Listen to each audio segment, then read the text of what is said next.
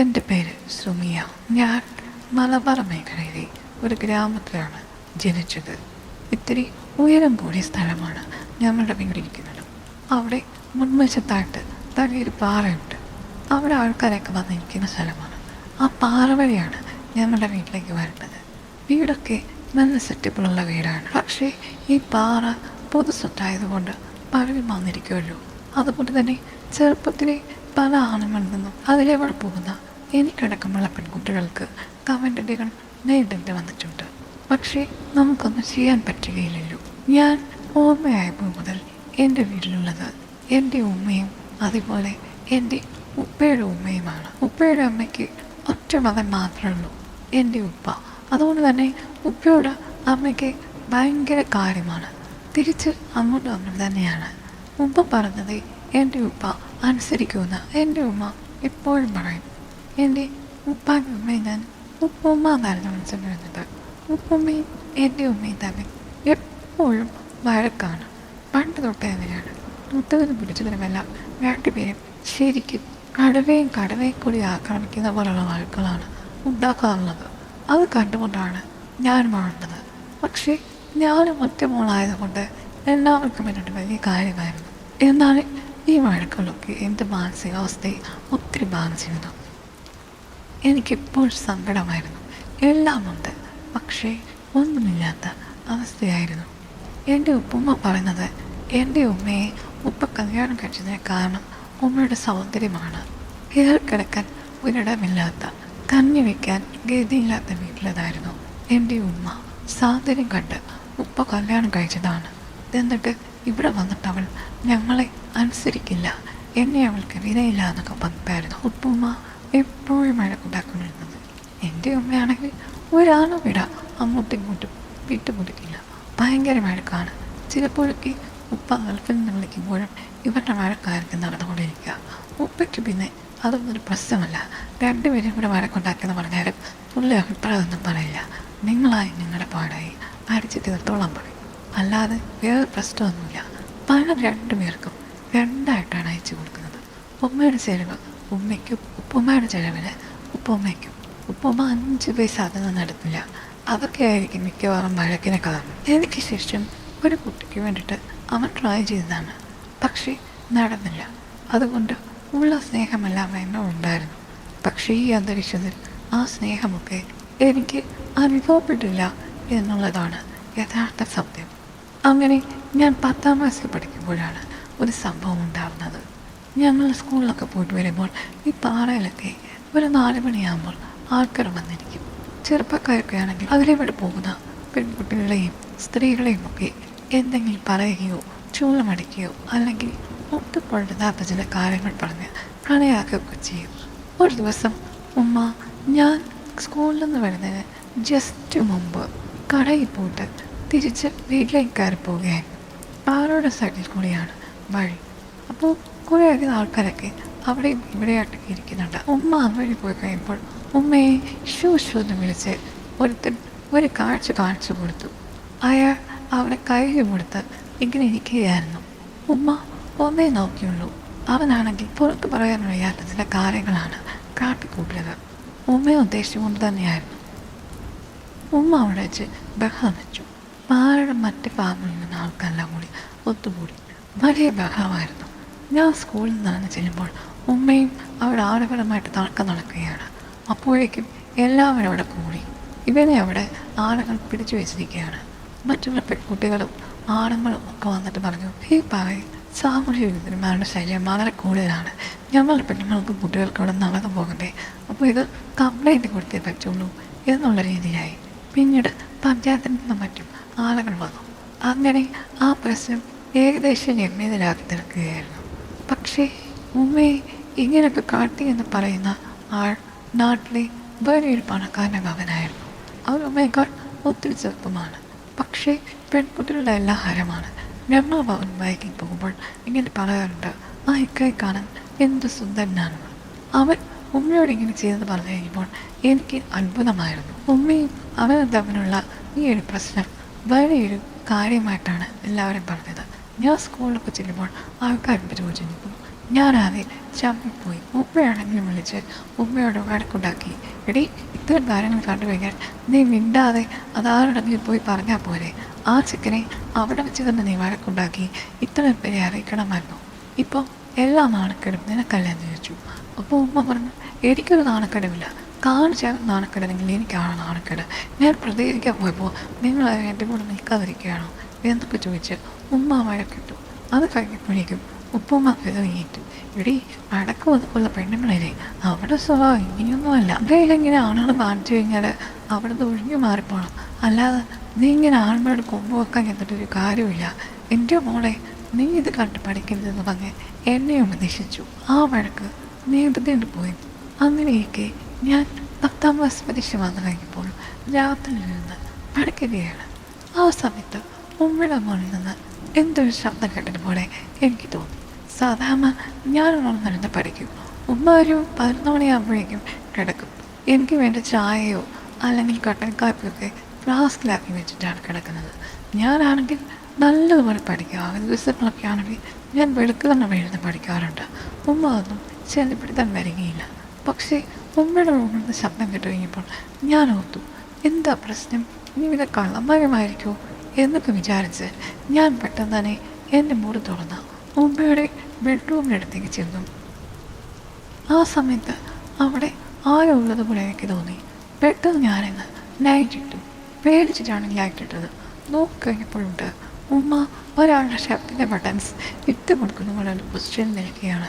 ഞാൻ നോക്കിക്കഴിഞ്ഞപ്പോഴേ അത് അന്ന് പാൽ വെച്ച് വഴക്കുണ്ടായ ഇക്കയാണ്. വെട്ടം വന്നതും എന്നെ കണ്ടതും രണ്ടുപേരെ ഞെട്ടിത്തിരിച്ച് നിൽക്കുകയാണ്. എനിക്കാണെങ്കിൽ അതിനും വലിയ ഷോക്കായിപ്പോയി. കള്ളന്മാരെ വല്ലതും ആണെന്നാണ് ഞാൻ കരുതിയത്. പക്ഷേ അങ്ങനെയല്ലെന്ന് ഒരു നിമിഷം കൊണ്ട് എനിക്ക് മനസ്സിലായി. അയാൾ പെട്ടെന്ന് തന്നെ മുന്നിലേക്ക് ഓടിപ്പോയി. പ്രധാന വാതിൽ തുറന്ന് അയാൾ ഇരട്ടിലേക്ക് ഓടിപ്പോകുന്നത് ഞാൻ കണ്ടു. ഞാനപ്പോൾ വല്ലാതെ നിൽക്കുകയായിരുന്നു. ഉമ്മ പെട്ടെന്ന് എൻ്റെ അടുത്ത് വന്നിട്ട്, നീ എന്തിനാണിപ്പോൾ പുറത്ത് വന്നെന്ന് ചോദിച്ചു. ഞാൻ പറഞ്ഞു, എന്താ ശബ്ദം കിട്ടു, അതുകൊണ്ടാണ് വന്നതെന്ന് പറഞ്ഞു. ഉമ്മ ഇങ്ങനെ വിളവ് വിളിച്ച് നിൽക്കുകയാണ്. ഞാൻ എന്താണ് ഉമ്മയോട് പറയേണ്ടതെന്ന് എനിക്കും അറിയില്ല, എന്നോട് എന്താ പറയേണ്ടതെന്ന് ഉമ്മയ്ക്കും അറിയില്ല. ഞാൻ പെട്ടെന്ന് എൻ്റെ മുകളിലേക്ക് നടന്നു. ഉമ്മ എൻ്റെ പുറകെ വന്നു. എൻ്റെ കൈകൾ രണ്ടും ഊട്ടിപ്പിടിച്ചിട്ട് ഉമ്മ പറഞ്ഞു, മോൾ താരോട് പറയുന്നത് ഉപ്പഴെന്ന് പറയുകയും ചെയ്യുന്നത് ഉമ്മയ്ക്കൊരു അബദ്ധം സംഭവിച്ചതാണെന്ന് പറഞ്ഞു. ഞാൻ ചോദിച്ചു, അബദ്ധമോ? ഒരാളെ അറിഞ്ഞുകൊണ്ട് വീണ്ടും അബദ്ധം വിളിച്ചു കരുതാണോ അബദ്ധം? അതോ അയാൾ കള്ളനാണോ എന്ന് ചോദിച്ചു. അപ്പം ഉമ്മ ഒന്നും പറഞ്ഞില്ല. മോളെ, അറിയാതെ പറ്റിപ്പോയതാണ്. ഈക്കെ അമ്മയോടല്ലേ അന്ന് വലിയ വഴക്കുണ്ടാക്കിയത്. അയാളുടെ ഇത്തരത്തെ രീതി പെരുമാറുന്നത് പറഞ്ഞിട്ട് എന്നിട്ട് ഇതായിരുന്നു, എന്തിനായിരുന്നു ആ നാടകമെന്ന് പറഞ്ഞു. അപ്പോൾ ഉമ്മ പറഞ്ഞു, അതല്ലടി, അത് കഴിഞ്ഞ പിന്നെ അവൻ ക്ഷമ ചോദിക്കാൻ വേണ്ടിയിട്ട് എൻ്റെ ഫോൺ നമ്പർ എവിടെ നിന്നോ വാങ്ങി എന്നെ വിളിച്ച് സംസാരിച്ചു കഴിഞ്ഞപ്പോൾ അറിയാതെ ഉണ്ടായിപ്പോയ ബന്ധമാണ്.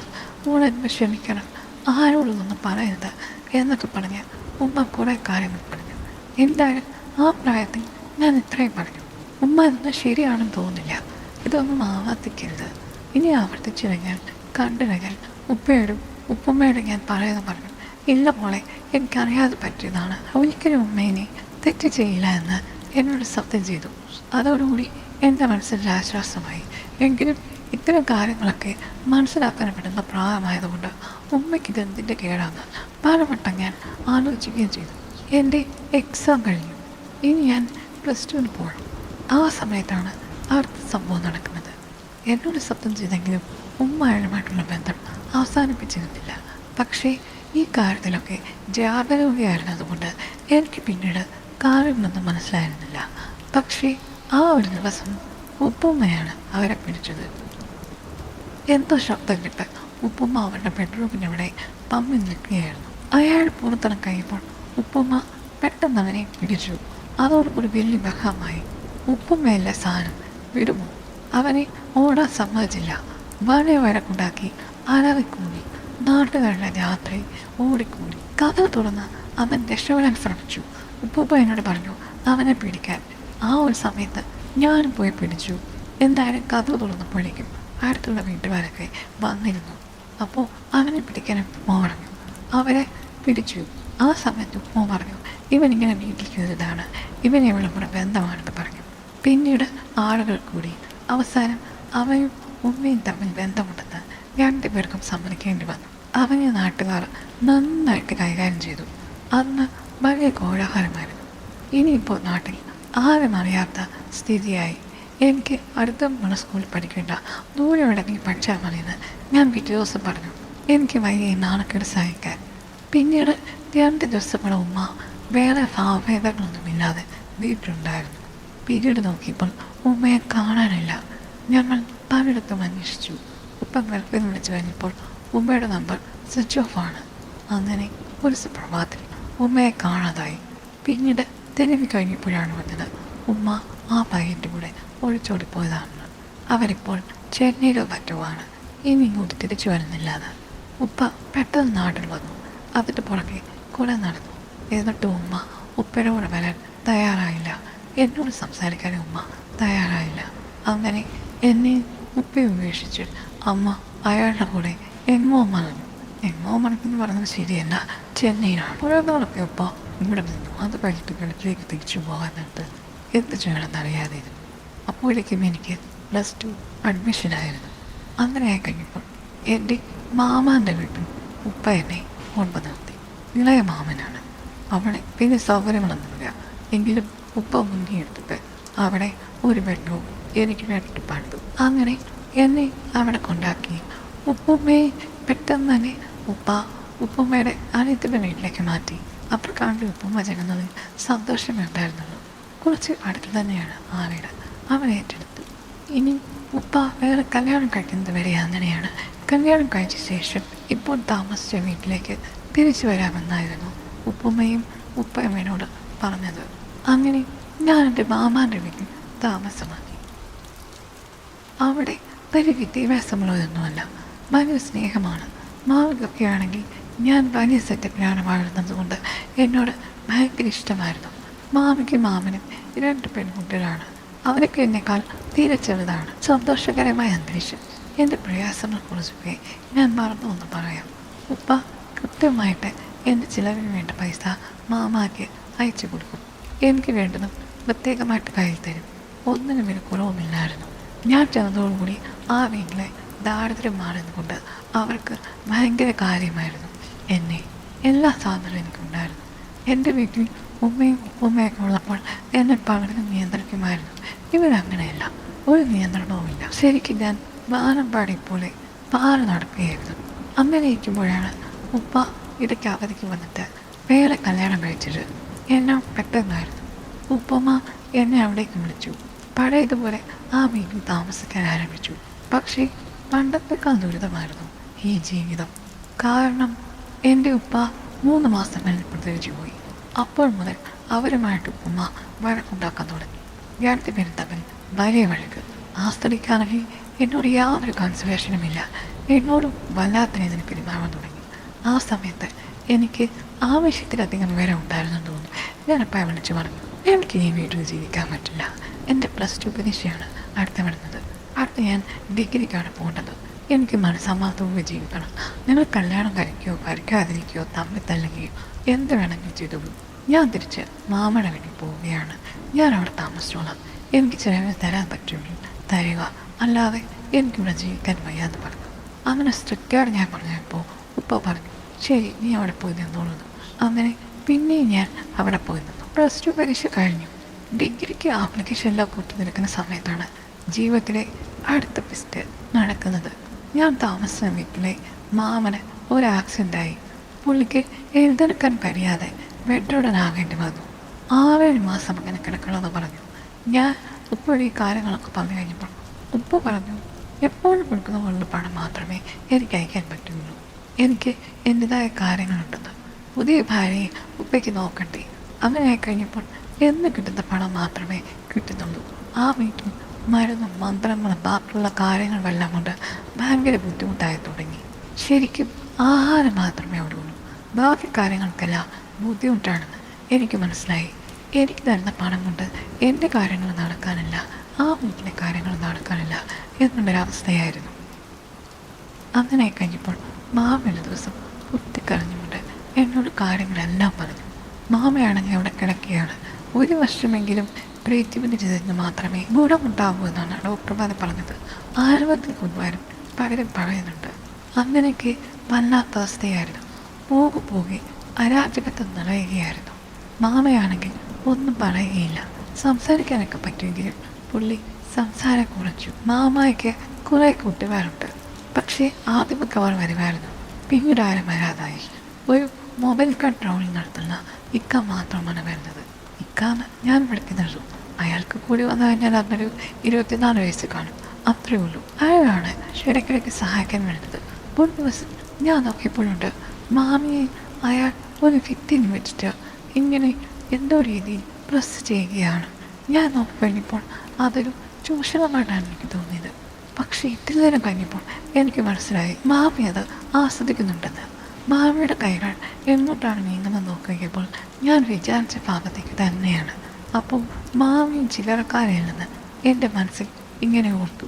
എൻ്റെ അമ്മയുടെ ജന്മങ്ങളാണ് ഞാനെന്ന് ഓർമ്മ വന്നത്.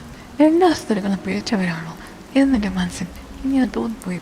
ഞാനത് കാണാത്ത ഭാവത്തിൽ മാറിക്കളഞ്ഞു. അന്ന് രാത്രി അടുക്കളയിൽ നിന്ന് ഞാനും മാമിയുമായിട്ട് ഭക്ഷണം പാചകം ചെയ്യായിരുന്നു.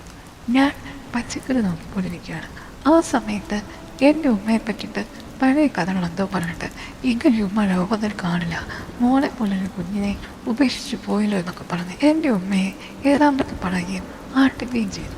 ആ സമയത്ത് എനിക്കത് ഇഷ്ടപ്പെട്ടില്ല. കാരണം എൻ്റെ ഉമ്മ തെറ്റുകാരിയാണെങ്കിലും ഇവരും ഒരു തെറ്റുകാരിയാണല്ലോ, ഞാൻ കണ്ടതാണല്ലോ എന്നോർത്തിട്ട് ഞാൻ പറഞ്ഞു, എൻ്റെ പൊന്നു മാമി, ആർക്കും ആരെയും കുറ്റം പറയാൻ പറ്റില്ല. ഉദാഹരണത്തിന് മാമിക്ക് പോലും അവനെ കുറ്റം പറയാനുള്ള യാതൊരു അവകാശവുമില്ല. എനിക്ക് വേണമെങ്കിൽ പറയാമെന്ന് പറഞ്ഞു. അപ്പോൾ മാമി വെച്ചു, എന്താടി ഞാൻ എന്താ ചെയ്തിട്ട്, നിൻ്റെ അമ്മയെ ഞാൻ സപ്പോർട്ട് ചെയ്യണമായിരുന്നു എന്ന് ചോദിച്ചു. സപ്പോർട്ടൊന്നും ചെയ്യണ്ട, പക്ഷേ മാമിക്ക് എൻ്റെ ഉമ്മയെ കുറ്റപ്പെടുത്താനുള്ള യോഗ്യതയില്ലെന്ന് പറഞ്ഞു. അതെന്താണ് എനിക്ക് യോഗ്യതയില്ലാത്തത്? ഞാനെന്ത് തെറ്റാണ് ചെയ്തത്? എൻ്റെ ഭർത്താവ് പെട്ടിട്ട വാഴത്തട പോലെ കിടക്കുകയാണ്, എന്നിട്ട് ഞാൻ അയാളെ പരിചരിക്കുന്നില്ലേ, ഞാൻ ഉപേക്ഷിച്ച് പോയോ എന്നൊക്കെ ചോദിച്ചു. ഞാനിപ്പോൾ പറഞ്ഞു, ചിലപ്പോൾ ഉപേക്ഷിച്ച് പോയാലോ, എന്താണ് നീ ഉദ്ദേശിക്കുന്നത് എന്ന് ചോദിച്ചപ്പോൾ ഞാൻ പറഞ്ഞു, ഞാൻ എന്തൊരു കാഴ്ച കണ്ടു.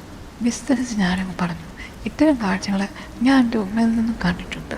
അപ്പോൾ എനിക്കിതൊക്കെ മനസ്സിലാകുമല്ലോ, എനിക്ക് പ്രായപൂർത്തിയുമായി എന്ന് ഞാൻ പറഞ്ഞ് ഞാൻ ശരിക്കും തിരിച്ച് എന്തൊക്കെയോ പറഞ്ഞു. ഞങ്ങൾ രണ്ടുപേരും കൂടി അന്ന് ആദ്യമായിട്ട് ചിലരുടെ കൊണ്ടായി. ഞാൻ എൻ്റെ മുറിയിലേക്ക് പോയി. 1 മണിക്കൂറത്തേക്ക് ഇറങ്ങി വന്നതേയില്ല. എന്നെ അത്താനം കഴിക്കാൻ വിളിച്ചു, ഞാൻ വന്നില്ല. പിറ്റേ ദിവസം രാവിലെയാണ് ഞാൻ അടുക്കളയിൽ പോയത്. ആ സമയത്ത് മാമേൻ്റെ അടുത്ത് വന്നിട്ട് പറഞ്ഞു, മോളെ, ഞാൻ അറിയാതെ പറഞ്ഞു പോയതാണ്, നീ എന്നോട് ക്ഷമിക്കണം. വേറെ വഴിയൊന്നുമില്ല, പണം തരാൻ വേറെ ആരുമില്ല. നിൻ്റെ ഉപ്പ തരുന്നത് വെച്ചിട്ട് എന്താവാനാണ്? ഇവിടെ വേറെ വരുമാനമൊന്നുമില്ല, എൻ്റെ വീട്ടുകാർക്ക് വരുമാനമില്ല. ഞാൻ പിന്നെ എന്താണ് ചെയ്യേണ്ടത്? ആകെയുള്ളത് ഈ ശരീരമാണ്. എന്നെ കാണാൻ കൂടുതൽ നിനക്ക് തോന്നുന്നുണ്ടോ? എൻ്റെ സൗന്ദര്യം കണ്ടിട്ടാണ് അയാൾ വന്നത്. അയാൾ വന്നെങ്കിൽ വരട്ടെ. ഇനിയിപ്പോൾ എന്താണ്? 2 പെൺകുട്ടികളെ ഞാൻ പ്രസവിച്ചു. ഇത് കഴിഞ്ഞിട്ട് ഇനിയിപ്പോൾ എന്താണ്? ഒന്നും ആകാറില്ല. ഏതവന്മാർ എന്തിനു വന്നാലും ഞാൻ സമ്മതിച്ചു കൊടുക്കും. എനിക്ക് പണം കിട്ടിയാൽ മതി, എൻ്റെ ഭർത്താവിനെ രക്ഷപ്പെടുത്തിയാൽ മതി. നിൻ്റെ അമ്മയെപ്പോലെ ഭർത്താവിനെ ഇട്ടിട്ട് ഞാൻ ഓടിപ്പോകില്ല. ഭർത്താവിന് വേണ്ടിയിട്ട് ഇത്തിരി മാണഞ്ഞ വഴിയാണെങ്കിലും എനിക്കൊരു പ്രശ്നവുമില്ല. ഞാനതൊന്നും ചെയ്യുന്നത് സുഖിക്കാനല്ലേ എന്നൊക്കെ പറഞ്ഞ് ഭയങ്കര കരച്ചിലും വീഴ്ചയും സെൻറ്റിമെൻറ്റ്സും ഒക്കെയാണ്. ആ സമയത്ത് എനിക്കൊരു മറുപടി ഇല്ലായിരുന്നു. ഇതിൻ്റെ ജോലിയുമായിരുന്നെങ്കിൽ എനിക്ക് അവർക്ക് പണം കൊടുത്ത് സഹായിക്കാമായിരുന്നു. ഇതെവിടെ നിന്നാണ്? എൻ്റെ ചുട്ടപ്പം പോലെ പൈസ കിട്ടും.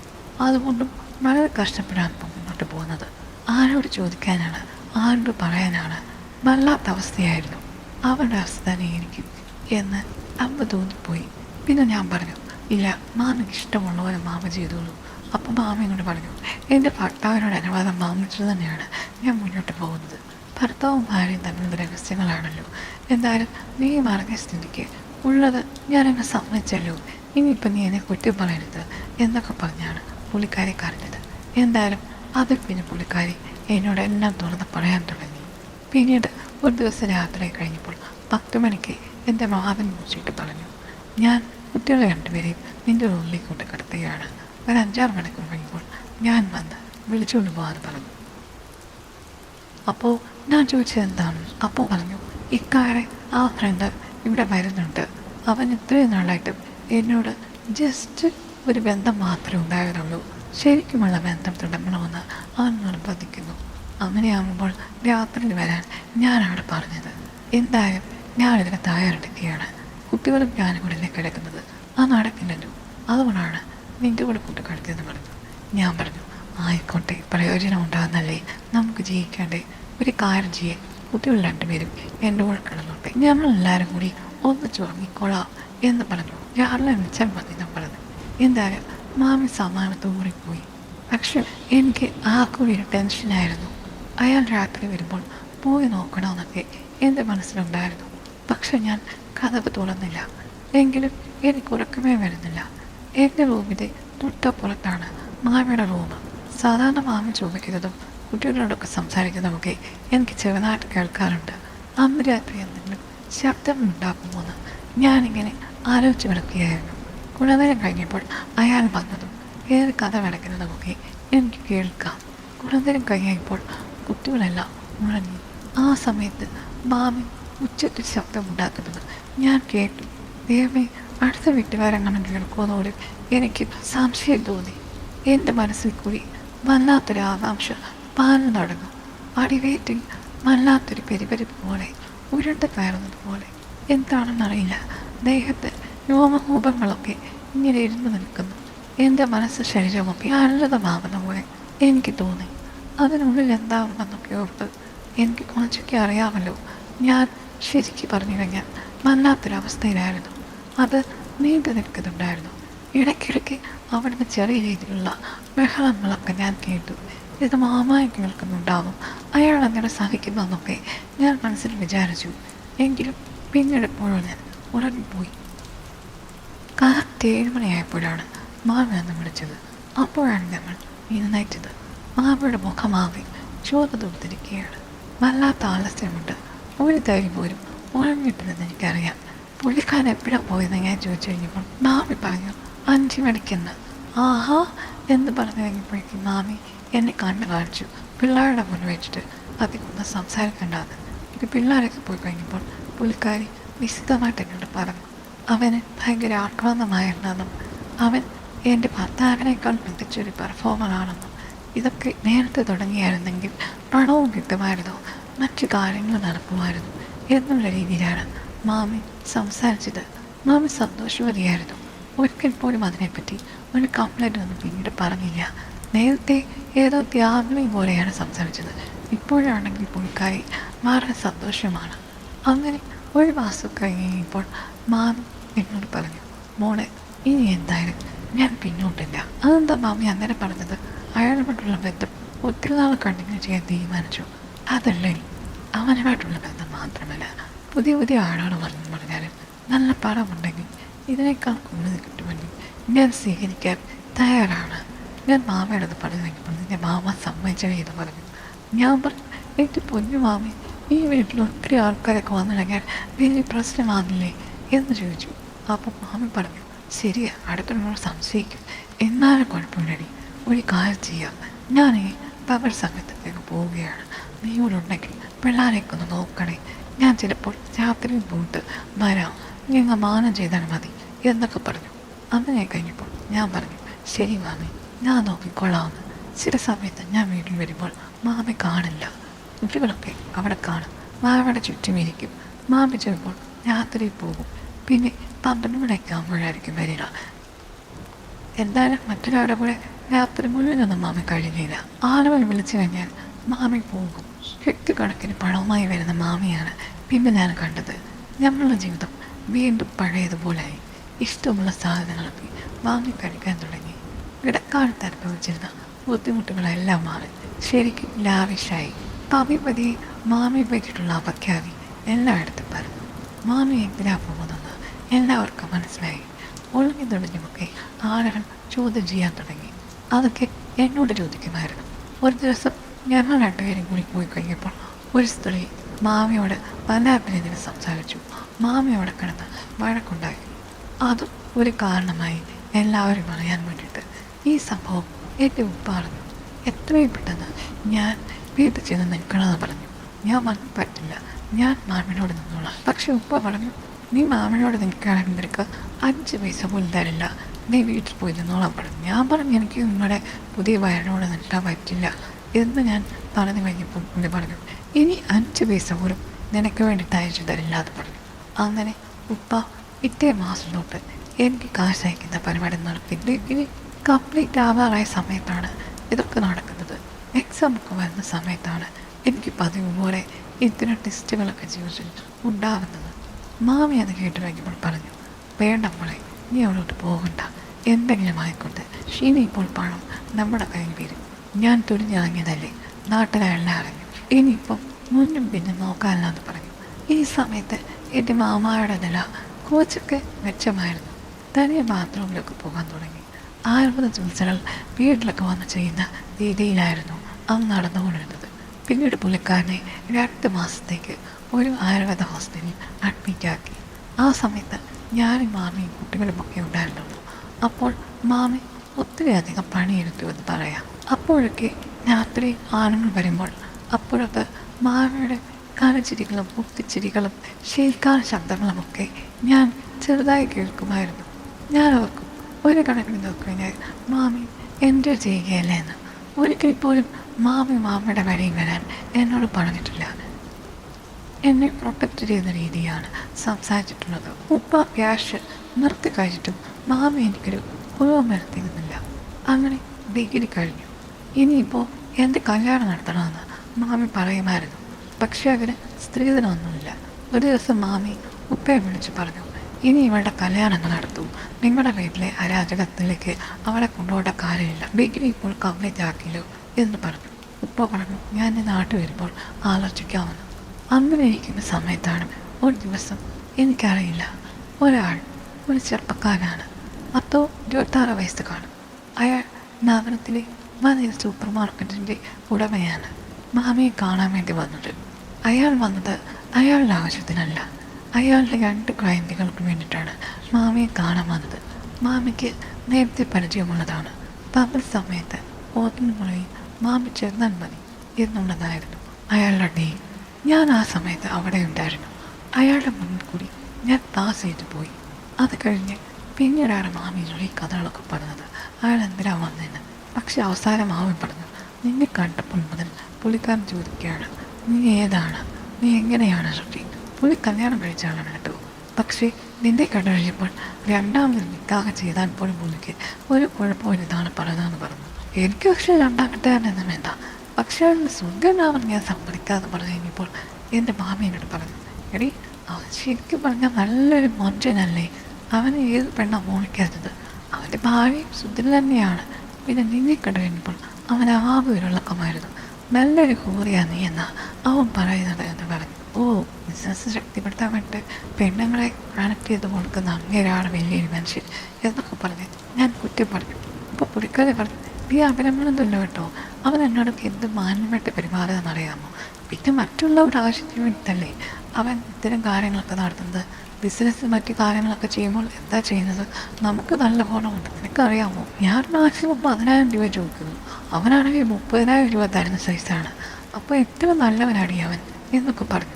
എന്തായാലും ആ ഒരു ഡീലിങ്സിന് പോയിട്ട് മാമി വന്നു കഴിഞ്ഞപ്പോൾ മാമിനോട് പറഞ്ഞു, അങ്ങനെ ഞാൻ കണ്ടായിരുന്നു, പിന്നെ നിൻ്റെ കാര്യങ്ങൾ ചോദിച്ചാലപ്പെടുത്തിയാണ്, അയക്ക് എന്തിനൊക്കെടാ മാമി, അയക്കെന്നെ കല്യാണം കഴിക്കണമെന്ന് താല്പര്യം, എനിക്ക് അയാളെ കല്യാണം കഴിക്കാൻ യാതൊരു താല്പര്യമില്ല, ഏതെങ്കിലും ഫ്രഷ് ആണെന്ന് കല്യാണം കഴിച്ചാൽ മതി, 2ാം കല്യാണത്തിൽ വന്നു ഞാനെൻ്റെ പോയിപ്പാട് നോക്കാൻ പറഞ്ഞു. അപ്പം മാമി പറഞ്ഞു, ഇടി അയാൾ പറഞ്ഞത് അങ്ങനൊന്നുമല്ല, നിന്നെ അയാൾ കുറേ നേരത്തേക്ക് ഒന്നും കാണുമെന്നാണ് പറഞ്ഞത്. അയ്യടാ, എന്നെ അതിനൊന്നും കിട്ടില്ല എന്ന് പറഞ്ഞു. അപ്പോൾ മാമി പറഞ്ഞു, ഇടി എനിക്കറിയില്ല, ഭയങ്കരമായിട്ട് അവൻ ശല്യപ്പെടുത്തുകയാണ്, നീ എങ്ങനെയെങ്കിലും അയാളുടെ അടുത്ത് ചെല്ലണം എന്നാണ് അവൻ എന്നോട് പറയുന്നത്. അപ്പോൾ ഞാൻ പറഞ്ഞു, ആ ശരി, ഞാൻ പോകാം, പക്ഷേ എനിക്ക് ഒറ്റ ദിവസത്തേക്ക് പോയി കഴിഞ്ഞാൽ 2 ലക്ഷം രൂപ കിട്ടുമെന്ന് പറഞ്ഞു. മാമി അപ്പോൾ മൂക്കത്തിൽ തന്നെ വെച്ചിട്ട്, ആ ശരി മോളെ, ഞാൻ എന്താ അവനോട് പറയാം, ഒരിക്കലും അവർ സമ്മതിക്കില്ല, അതുകൊണ്ട് നടക്കില്ലല്ലോ, നീ മിടുക്കിയാടി, പെണ്ണുങ്ങളായാലും എങ്ങനെ വേണം, മിടുക്ക് വേണം എന്ന് പറഞ്ഞിട്ട് പുള്ളിക്കാരിൽ നിന്ന് ചിരിച്ചുകൊണ്ട് അയാൾക്ക് ഫോൺ ചെയ്തു.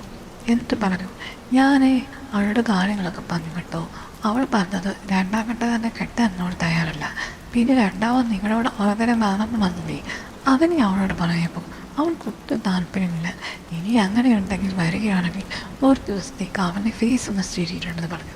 അപ്പോൾ പുള്ളിക്കാരൻ എത്ര വശത്ത് ചോദിച്ചു പറഞ്ഞത് എത്രയാണെന്ന്. അപ്പം അവൾ പറഞ്ഞത് 2 ലക്ഷം രൂപ ഒരു ദിവസത്തേക്ക് വേണമെന്നാണ് അവൾ പറയുന്നതെന്ന് പറഞ്ഞു. അപ്പോൾ പുള്ളിക്കാരൻ 2 ലക്ഷമോ, അതിനൊന്നൊരു പ്രശ്നമില്ല എന്നുള്ള രീതിയിൽ ഞാൻ റെഡി എന്ന് പറഞ്ഞ് പെട്ടെന്ന് കട്ട് ചെയ്തു മാമി പറഞ്ഞു. ഞാൻ കേട്ട് അമ്പരന്ന് പോയി. ഇടി അവൻ ചിലപ്പോൾ ഇങ്ങോട്ട് വന്നേക്കെന്ന് പറഞ്ഞു പെട്ടെന്ന്. ഒന്ന് പോ മാമി, അയാൾ വെറുതെ പറഞ്ഞായിരിക്കുന്നു പറഞ്ഞു. അപ്പോൾ മാം പറഞ്ഞ അല്ലടി അവൻ ഓക്കെ എന്ന് പറഞ്ഞിട്ട് ഫോൺ കട്ട് ചെയ്യാന്ന് പറഞ്ഞു. എന്നാൽ ഇത്തിരി കഴിഞ്ഞപ്പോഴുണ്ട് അയാളുടെ കാറ് വീട്ടുമുറ്റത്ത് വന്നു. അയാൾ അകത്തേക്ക് കയറി. മാമി അയാളെ സനക്കിനെ ചിരുത്തി. അയാൾ എന്നെ വിളിച്ചു. എന്നിട്ട് എന്നോട് ചോദിച്ചു, നിനക്ക് ഈ മാമി പറഞ്ഞു പോലെ ഡേറ്റിങ്സിന് സമ്മതമാണെന്ന് ചോദിച്ചു. ആ സമയത്ത് എന്താ പറയേണ്ടതെന്ന് എനിക്കറിയില്ലായിരുന്നു. ഞാൻ പറഞ്ഞു, എനിക്ക് കല്യാണം കഴിക്കണമെന്ന് താല്പര്യമില്ല, എനിക്ക് നല്ലൊരു കല്യാണം ഉടനെ തന്നെ വേണം, കാര്യം എൻ്റെ ഉപ്പ അത് നോക്കുന്നുണ്ടെന്ന് പറഞ്ഞു. അപ്പം പുള്ളിക്കാരൻ പറഞ്ഞു, എങ്കിൽ സെക്കൻഡ് ഓപ്ഷൻസ് ഞാൻ ബീയിങ്സിന് തയ്യാറാകണം പറഞ്ഞു. ഞാൻ ചോദിച്ചിട്ട് 2 ലക്ഷമോ? ആ ഒരു പ്രശ്നവുമില്ല, നീ എനിക്ക് വേണ്ടി വരുന്ന എല്ലാ ദിവസവും ഞാൻ നിനക്ക് 2 ലക്ഷം രൂപ തരാം എന്ന് പറഞ്ഞു. ഞാൻ അന്ന് വിശ്വസിച്ചില്ല. പക്ഷെ പുള്ളിക്കാരൻ 1 ലക്ഷം രൂപ മാമയുടെ കയ്യിൽ കൊടുത്തിട്ടാണ് പോയത്. അങ്ങനെ 2 ദിവസം കഴിഞ്ഞപ്പോൾ അയാളുടെ കൂടെ കാറിൽ ഞാൻ അയാളുടെ ഒരു ഫ്ലാറ്റിലേക്കാണ് പോയത്. മാഡം അവിടെ ചെന്ന് കഴിഞ്ഞപ്പോഴില്ലേ അയാൾ എന്നെ വിശദമായിട്ട് പരിശോധിക്കുകയായിരുന്നു. ഞാൻ ചോദിച്ചു, നിങ്ങൾ എന്താ കാണിക്കുന്നത്, എന്തൊക്കെയാണെങ്കിലും സൂക്ഷ്മമായി നിരീക്ഷിക്കുന്നതെന്ന്. പുള്ളി അപ്പോൾ പറയുകയാണ്, നീ വേറെ ആരും പെടാത്ത ഒരാളാണെന്ന് എനിക്ക് ഉറപ്പിക്കണം, എങ്കിൽ മാത്രമല്ലേ എനിക്കൊരു സാറ്റിസ്ഫാക്ഷൻ കിട്ടുകയുള്ളൂ, എൻ്റെ ഡീലിങ്സ് ശരിയാവുകയുള്ളൂ എന്നൊക്കെ പറഞ്ഞിട്ട്. എന്തായാലും അയാളുടെ പരിശോധനകൾക്കൊക്കെ ഇങ്ങനെ എന്ന് കൊടുക്കേണ്ടി വന്നു. അതൊക്കെ എനിക്ക് ആദ്യം അപമാനകരമായി തോന്നി.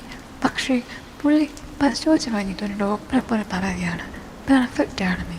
എൻ്റെ മനസ്സിൽ പറഞ്ഞതുപോലെ തന്നെ ഒരു കുഴപ്പവും നിനക്ക് തട്ടിയിട്ടില്ല എന്ന് പറഞ്ഞു. ഞാൻ പറഞ്ഞു, ഞാനല്ലോ അങ്ങനെയുള്ള കാര്യങ്ങൾക്കൊന്നും പോയിട്ടില്ല, പിന്നെ ഇത്തരം കാര്യങ്ങൾ കണ്ടിട്ടുണ്ട്, അത്രയും മാത്രമുള്ളത് പറഞ്ഞു.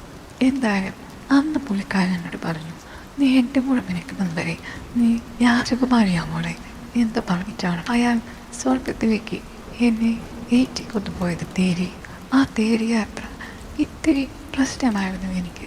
പക്ഷേ അയാൾ ആ സമയത്തൊക്കെ ചിരിക്കുകയായിരുന്നു. ഞാൻ അവിടെ കിടന്ന് ബഹളം വെച്ച് കഴിയുമ്പോൾ പുള്ളി എന്നോട് പ്രോത്സാഹിപ്പിക്കുകയാണ് ചെയ്തത്.